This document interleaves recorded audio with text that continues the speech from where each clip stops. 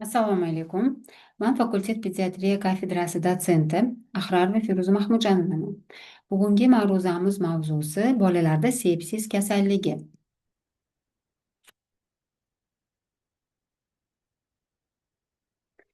Sepsis so'zi grek tilidan olingan bo'lib, chirish ma'nosini anglatadi. Sepsis bu organizmning himoya kuchlarining keskin tushgan vaqtida turli qo'zg'atuvchilar sababli kelib chiqadigan infeksion kasallik hisoblanadi. Birlamchi o'choqdan infeksiya gematogen disseminatsiya yo'li bilan boshqa a'zo va tizimlarga o'tadi va ularni zararlaydi. Shu sababli jarayon o'z davriyligini yo'qotadi va kasallikni og'ir kechib jadallashishiga sabab bo'ladi. Uning rivojlanishida albatta organizmning himoya qilish funksiyalarini pasayishi muhim ahamiyatga ega. Bu og'ir kasalliklar, jarrohlik holatlaridan keyin ko'p qon yo'qotish, ovqatlanishning yetarli bo'lmaganligi natijasida ham yuzaga kelishi mumkin. Bolalardagi sepsis rivojlanishining patogenetik jarayonida asosiy bosqichlar mavjud. Bu bosqichlardan birinchisi zararlanish va bakteremiya hisoblanadi. Bu bosqichda infeksiya manbai bo'lib, ham tug'ruqdan oldingi, ham tug'ruq paytidagi va tug'ruqdan keyingi yuqish yo'llari xizmat qiladi. Bunda patogen mikroorganizmlar, bakteriyalar, viruslar, zamburug'lar qonga tushib, bakteremiyani keltirib chiqaradi. Ikkinchi bosqichi immun tizimining faollashuvi. Mikroorganizmlar va ularning toksinlari qonga tushgandan keyin immun tizimini javob reaksiyasi boshlanadi. Bunda sitokinlar, interleykinlar, yallig'lanish mediatorlari ajraladi va o'z yo'lida bu mediatorlar qon tomirlarini torayishiga, kengayishiga va qon bosimini tushishiga olib keladi. Keyingi bosqichimiz qon tomir endoteliyasining shikastlanishi hisoblanadi. Bunda immun tizim tomonidan ishlab chiqarilgan yallig'lanish vositalari qon tomir endoteliyasini shikastlab, mikrotsirkulyatsiyani buzadi va qon tomir devorlarini o'tkazuvchanligini ortishiga olib keladi. Keyingi bosqichimiz qon ivishi buzilishi va DVS sindromi hisoblanadi. Bunda endoteliy shikastlanishiga javoban qon ivish kaskadi faollashib, tarqalgan qon tomir ichi ivish sindromi yuzaga keladi. To'qima gipoksiyasi va organ yetishmovchiligi bosqichida mikrotsirkulyatsiyaning buzilishi va to'qimalarda kislorod yetishmovchiligi, gipoksiya va organ faoliyatini pasayishi va organlarda yetishmovchiliklarni kuzatishimiz mumkin. Sepsik shok holatida esa bu juda og'ir holat hisoblanadi. Bunda bu holatda ayniqsa yangi tug'ilgan chaqaloqlar ko'proq chalinishga moyil bo'ladi. Sepsik shok holatida ko'plab asoratlanish, ichki organlarning yetishmovchilik holatlarini ko'rishimiz mumkin. Bunda qon bosimini keskin tushishi, organlarga qon yetib borishini buzilishi, laktat miqdorini qonda ortib ketishini ko'rishimiz mumkin. Sepsisni tasnifi Kvanskiy va Ostrovskiy modifikatsiyasi asosida tuzilgan. Bunda kirish yo'llari bo'yicha kindik, teri, quloq va o'pka kirish yo'llari farqlanadi. Klinik shakliga ko'ra sepsis, sepsitemiya va septikopemiya ko'rinishida bo'lishi mumkin. Kechishiga ko'ra o'tkir, yarim o'tkir va surunkali turlari farqlanadi. Og'irligiga ko'ra yengil, o'rta og'ir va og'ir turlari va qo'zg'atuvchisiga ko'ra stafilokokli, escherichia coli, salmonelloz, protey va boshqa qo'zg'atuvchilar orqali yuzaga keladigan sepsisni ko'rishimiz mumkin. Kasallik rivojlanishida asosiy moyillik tug'diruvchi omillardan biri bu bolaning yoshi hisoblanadi. Asosan chaqaloqlar va bir yoshga yetmagan bolalar ko'proq sepsisga chalinishi mumkin. Chala tug'ilganlik, yetuk rivojlanmay tug'ilganlik, teri shilliq qavatini himoya faoliyati mukammal bo'lmagan holatlarda teri orqali sepsisni kelib chiqishini ko'rishimiz mumkin. Limfa, hujayralararo suyuqlik va qon shakilli elementlarning bakteriotsid xususiyatlarini pastligi ham bunga sabab bo'lishi mumkin. Qo'zg'atuvchi mikrobning kasallik qo'zg'atuvchilik kuchi turli mikroblarning yuqishi ta'sirida ham yuzaga kelishi mumkin. Bakterial floraning gospital shtammlari, virusli infeksiyalarning qo'shilishi, neytrofil leykositlarning fagotsitar xususiyatini pasayishi va uzoq vaqt davomida invaziv diagnostik usullarni qo'llash ham sabab bo'lishi mumkin.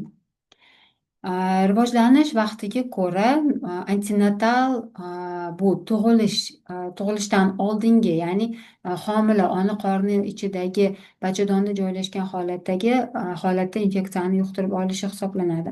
Bunda infeksiya platsenta orqali amniotik suyuqlik yoki qon tomir orqali yuqishi mumkin. Bunga sabablar infeksiyani intrauterin infeksiya hisoblanadi. Onaning virusli, bakterial yoki parazitar kasalliklarini amniotik suyuqlik orqali yuqishi hisoblanadi. Internatal sepsis bu tug'ruq vaqtidagi, tug'ruq jarayonidagi infeksiyani bola organizmiga yuqishi hisoblanadi. Bunda chaqaloq tug'ilayotgan vaqtda jinsiy yo'llardagi infeksiyalar amniotik suyuqlikning ifloslanishi ta'sirida bakteriyalarni bola qoniga yuqishi sababli yuzaga keladi. Uchinchi holatimiz bunda postnatal yoki bola tug'ilgandan keyingi holatda sepsisni kelib chiqishi. Bunda kirish darvozalari orqali kindik yarasi, teri, nafas olish a'zolari, eshitish a'zolari yoki oshqozon ichak trakti orqali tushishini ko'rishimiz mumkin. Sepsis kirish darvozalariga ko'ra kindik yarasi orqali, oshqozon ichak trakti orqali, teri, nafas olish a'zolari, lor a'zolari orqali yuqishini ko'rishimiz mumkin. Agar kirish darvozasi aniqlanmasa, biz buni kriptogen sepsis deb ta'riflaymiz. Infeksiya o'choqlari bo'lib ko'proq pnevmoniya, ostemilit, absses holatlari, peritonit, enterokolit holatlari sabab bo'lishi mumkin. Sepsisni rivojlanishidagi asosiy klinik belgilaridan biri bu haroratning ko'tarilishi yoki keskin pasayishi.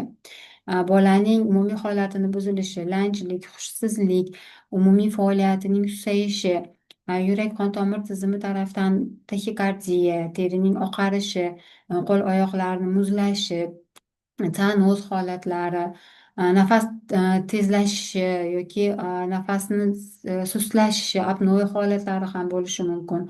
Oshqozon ichak trakti tomonidan qusish, ich ketish, qorin sohasidagi og'riq, shishlarni ko'rishimiz mumkin.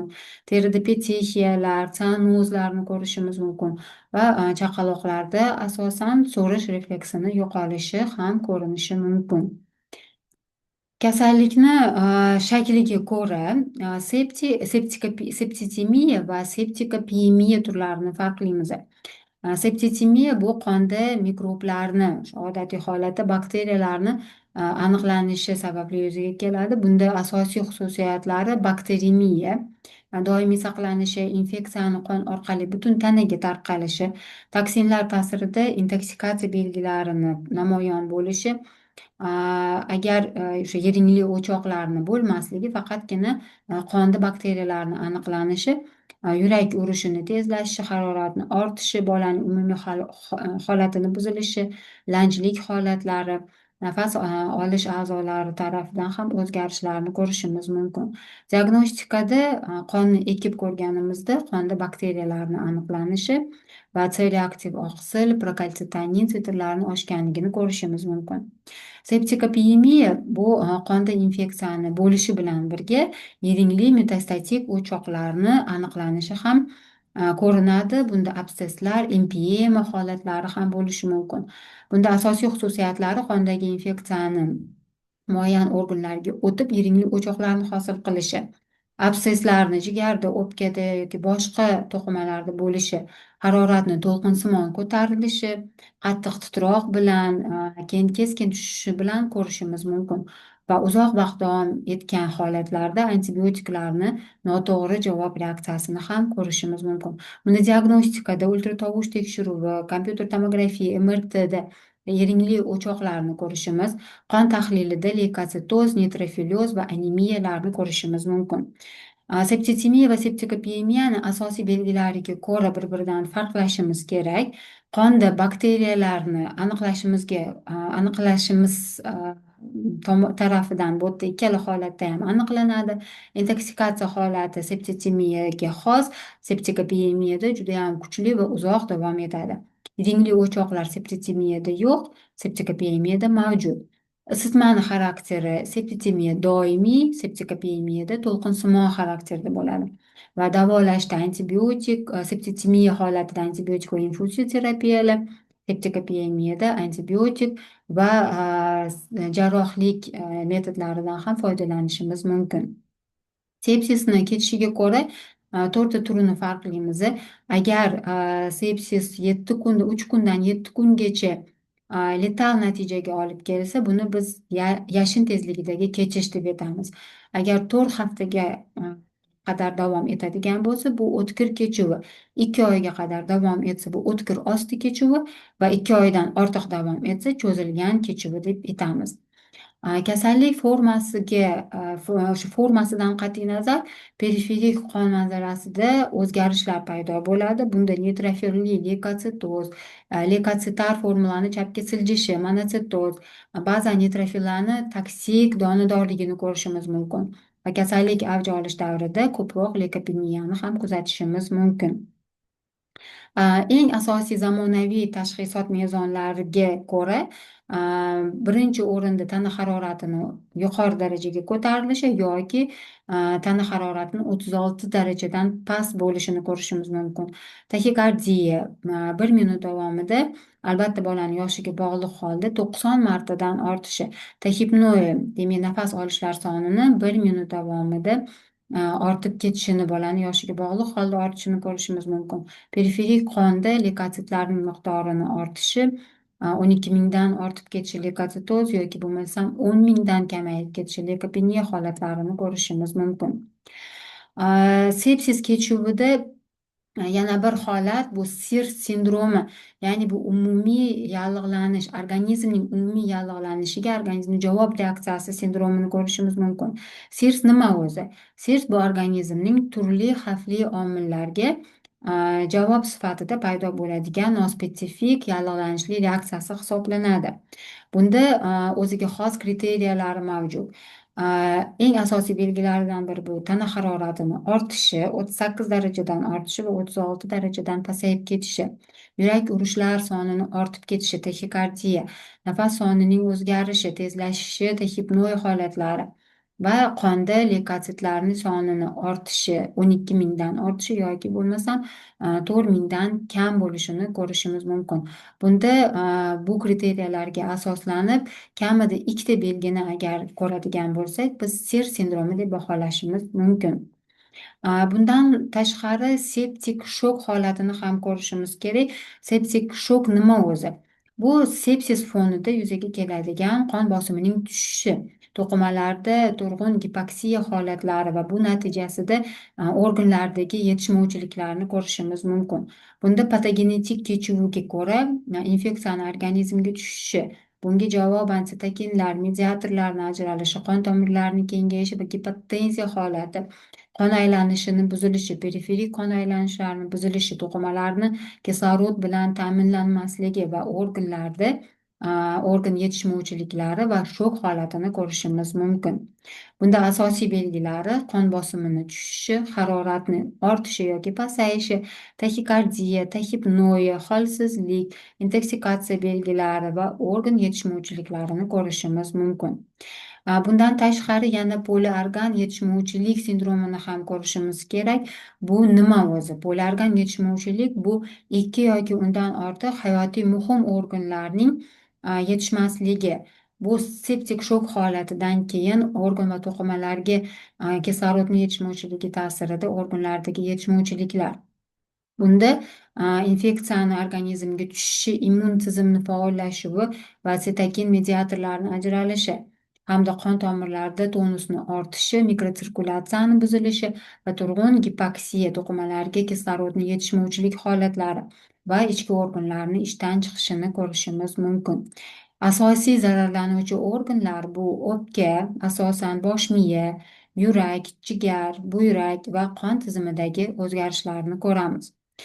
Diagnostikada asosiy ko'rsatkichlardan biri bu SOFA shkalasi asosida diagnostik modifikatsiya bu nafas tezligini 22 minutiga 22tadan ortib ketishi, sistalik bosimni 100 millimetr simob ustunidan pasayishi va bolada ong o'zgarishini ko'rishimiz mumkin. Poliorgan yetishmovchilikni ikki tipga bo'lib o'rganishimiz to'g'ri bo'ladi. Bu birinchisi birlamchi poliorgan yetishmovchilik. Bu intensiv terapiya bo'limida qabuldan keyin 7 kun davomida bir vaqtni o'zida ikkita a'zoni zararlanishi. Agar ikkilamchi poliorgan yetishmovchilik bo'lsa, bu intensiv terapiya bo'limiga kelgandan keyin bemor 7 kundan keyin o'sha sir sindromini paydo bo'lishini ko'rishimiz. Demak, bu holatda biz ikkilamchi poliorgan yetishmovchilik deb aytishimiz mumkin. Sepsisni asosiy davolash prinsiplariga ko'ra, sepsis rivojlanishini birinchi o'rinda oldini olishimiz kerak.